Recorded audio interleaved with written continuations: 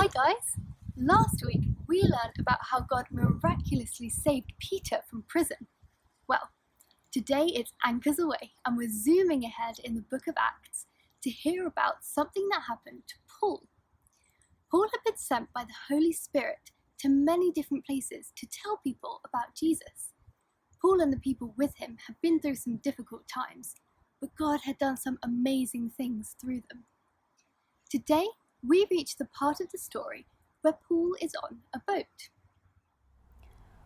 Paul has been arrested for telling people about Jesus and is now one of many prisoners on the boat, guarded by a centurion, heading to Rome for trial.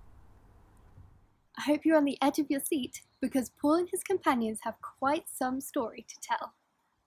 The beginning of their long journey started in Caesarea. Caesarea is a long way from Rome. They passed Sidon, Cyprus, Cilicia, Pamphylia, Myra, Cnidus, Crete. Let's just say it was a long journey. It all started off pretty well, and they arrived at their first stop the day after they left. However, after a while, the wind started picking up and made them change course, and for many days their progress was slow and difficult. Eventually, after much hard sailing, they made it safely to a port called Fairhavens.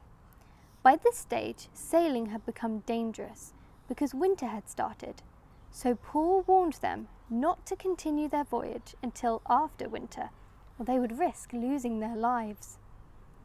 But the centurion guard and the captains on the boat thought they knew best, and they wouldn't listen to Paul. They decided to sail on to a place called Phoenix, which was a more suitable place to spend the winter. But the ship never reached Phoenix. Before they had got far, a wind as strong as a hurricane caught them up, and they lost all control. The storm was so strong and raging so powerfully that the sailors had to tie the ship together with ropes to stop it falling apart. The storm was so violent that they couldn't see the sun by day nor the stars by night, and the people on the boat began to be afraid.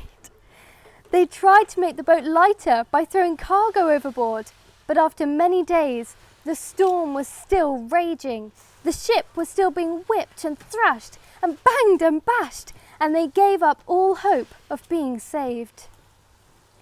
Just as everyone was convinced they were doomed, Paul stood up and told them something awesome. Paul said that just the night before, an angel of God had appeared to him and told him not to be afraid, because God would graciously let everyone on the boat keep their lives. Wow, that's quite a statement. Paul urged them all to have courage because he had faith in God that everything would happen just as God said, and that none of them would die. After 2 weeks, they were still being driven and dashed by the wind, and everyone on the boat had been so focused on keeping the ship afloat that none of them had eaten anything. But because Paul believed that God would save them, he urged everyone on the boat to eat, to keep themselves alive until God rescued them from the storm. Once they saw Paul eating, they were encouraged by his faith and started eating too.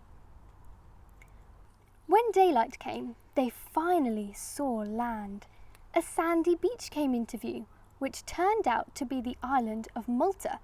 But before they reached the bay, the ship ran aground and got stuck and started getting smashed and battered into pieces by the pounding of the surf.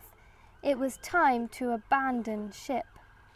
Those who could swim jumped overboard and swam to shore, and the rest floated on planks of wood and pieces of debris from the ship. It's all right once you're in.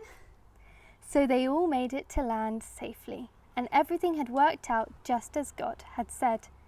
There were 276 people on board, and not one of them drowned. Wow! So Paul and his companions got in such a bad storm that they thought they were going to die. But through Paul, God told the passengers to have courage and promised to keep them alive, which is what eventually happened. It must have been very scary on that boat, and it must have been so hard not to be afraid like the angel said. Paul's faith, therefore, is inspirational. After hearing what the angel said, Paul had such great faith that it was true that he told the people on the boat with confidence and certainty that not one of them would lose a single hair from their head. Wow, that shows what true faith looks like. Paul was convinced that God would save them because God had said that he would. Paul understood that God keeps his promises. He knew that while they had no control over the boat, God had all control over the boat and the waves and the wind. I don't suppose any of you have survived a shipwreck, but you may have been in another frightening situation.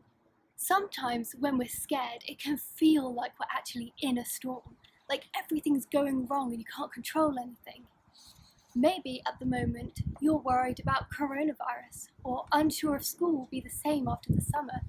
Maybe you're really sad about not being able to see your friends as much or not being able to go to church. Maybe you're having the time of your life at home watching TV, or maybe you're drowning in boredom because you can't go on holiday anymore. Whatever situation we face, in good times and bad times, we can have faith like Paul's.